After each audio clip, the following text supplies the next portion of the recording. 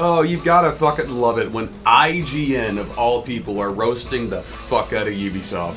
Assassin's Creed publisher Ubisoft says many new games are struggling as players turn away. Assassin's Creed publisher Ubisoft says many new games are struggling as players turn away from traditional releases in favor of subscriptions, live service, and free-to-play games. Consumers are playing fewer games.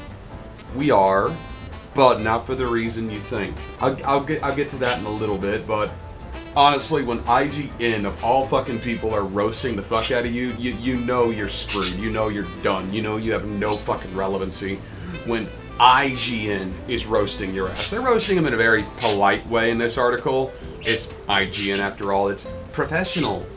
By Tom Phillips, posted on November 17th of 2025 at 10:41 a.m. Ubisoft has warned off of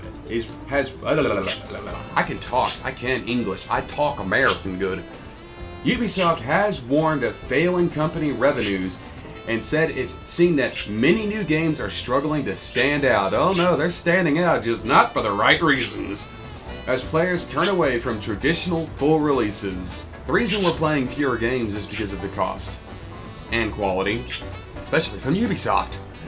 Projects that would previously have stood out are now finding it tough to achieve the sales many once had. Ubisoft wrote in the UK finance filing, thanks to City AM, which blames a wider change in the taste among players. No, it's just that your games suck ass, Ubisoft. They're broken, buggy releases, they're not fun to play, they're not engaging, they're just time sinks and money pits. Fuck right off with that shit.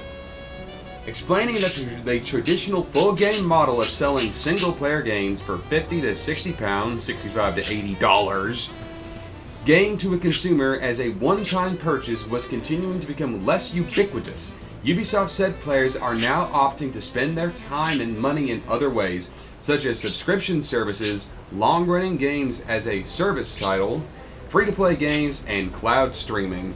I mean, yeah, there are free-to-play games that are incredibly popular, such as Marvel Rivals, Where the Winds Meet just dropped. I don't know exactly how popular that is, but it just dropped. I didn't expect it to be free-to-play, but the point remains, there's some truth to that, but they're kind of missing the point with that. They don't really seem to understand why there are some people who do engage with the free-to-play market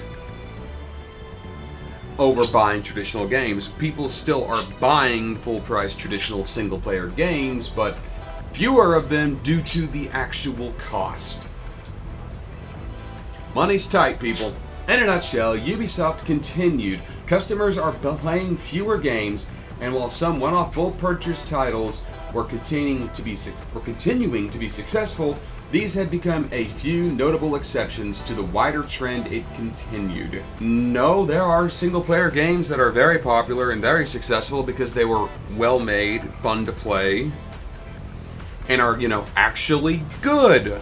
But again, you making good games is kind of a lost art.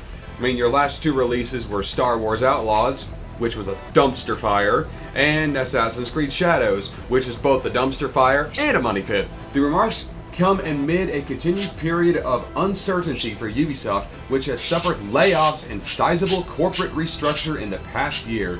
The Paris headquartered company, whose biggest financiers are now operated by an independent subsidiary backed by Tencent, God, that's gotta sting, has struggled to find its big hit after disappointing sales for Star Wars Outlaws, hey, I just mentioned that one, and continued attempts to crack the increasingly saturated live service game market, such as with the doomed shooter X-Defiant and the preemptively canceled The Division Heartland. Oh my God of mercy.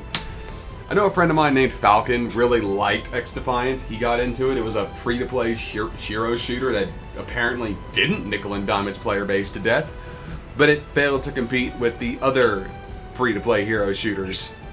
So,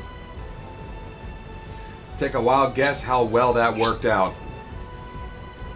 I don't know how long X-Defiant lasted. I will put it on screen, but my god, that's pretty funny how they point out that their live service games were both failures and one was even fucking canceled. That's just great. As for Assassin's Creed, the company has gone all in on its biggest brand, though was forced to slow its production line on upcoming games and remakes to give this year's Assassin's Creed Shadows more time, and it's not doing well. Still, a slew of upcoming other titles in the franchise are expected over the next few years, including a witchcraft-focused Hex, a multiplayer spin-off, and the long-awaited Black Flag remake. We don't need a Black Flag remake. Black Flag still looks great and is still readily available right now. We don't need a remake. We don't need a remaster. Just go play Black Flag as it is. It's great. Last week, Ubisoft dramatically halted trading of its company's shares and postponed the wider firm's latest financial report mere minutes before a scheduled shareholder call was due to go live.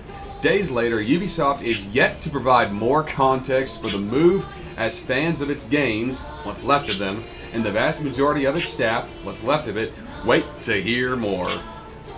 From Tom Phillips is IGN's news editors. You could reach Tom Phillips at Instagram.com or find him on Blue Sky with the social media link there. Blue Sky is terrible, don't use it. Okay, lots to unpack here.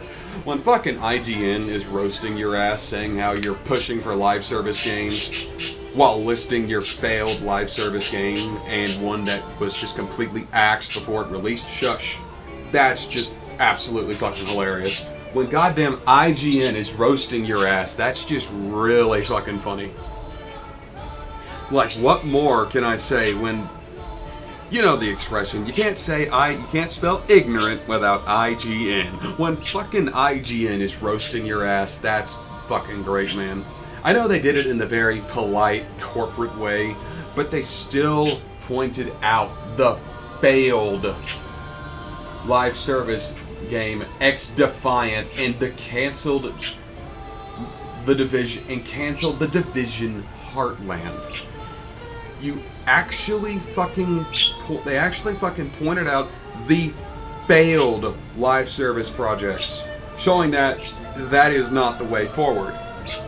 Hire some talented, passionate people, deliver well-made games, and stop with the fucking brownie point, social media, clout-chasing, retarded-ass bullshit, and just give us fun and engaging games. That's all people want.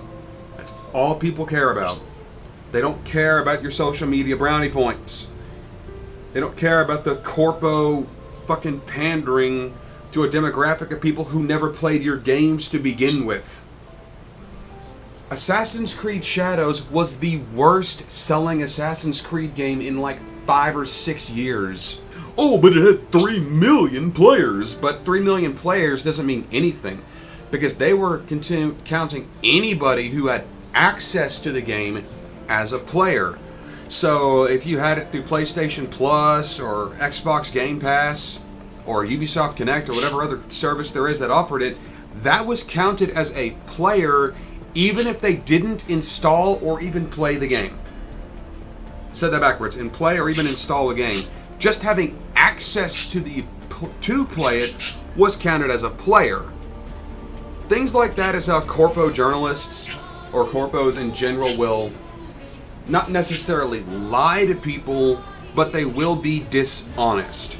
Kind of like if an article says, "In this bill could do something," that is a way to fearmonger dishonesty without outright lying to people. It's how propagandists work. Saying you have 3 million players is not a lie, because those 3 million players technically have access to play the game, even if they are not actively playing it. And that's how they were counting them. It is incredibly dishonest, but it's not technically a lie. And that's what we saw with Assassin's Creed Shadows. You had people like Upper Echelon and the Mighty Queef, or just so many fucking people, social media voices, YouTube voices, Twitter voices, parroting the 3 million players because they were shilling for it or were paid for it. It's not an outright lie, but it is Dishonest. And now we know that the game did not sell well, at least not by the standards of Assassin's Creed. And now IGN straight up roasted them, showing that their live service games that aren't fucking Tom Clancy's Rainbow Six Siege have all been failures. In fact, Tom Clancy Rainbow Six Siege Extraction, does anybody even still play that? I tried it, it's not fun. Then you have... Hell, I don't even think Rainbow Six Siege is fun. I'm going to be completely real there. I don't think Rainbow Six Siege is a fun game. I've played it a few rounds, but it's just boring. Yeah. Oh, and Ubisoft's stock is not doing well. Last I saw was like $6 a share. Whoa, my God, have mercy.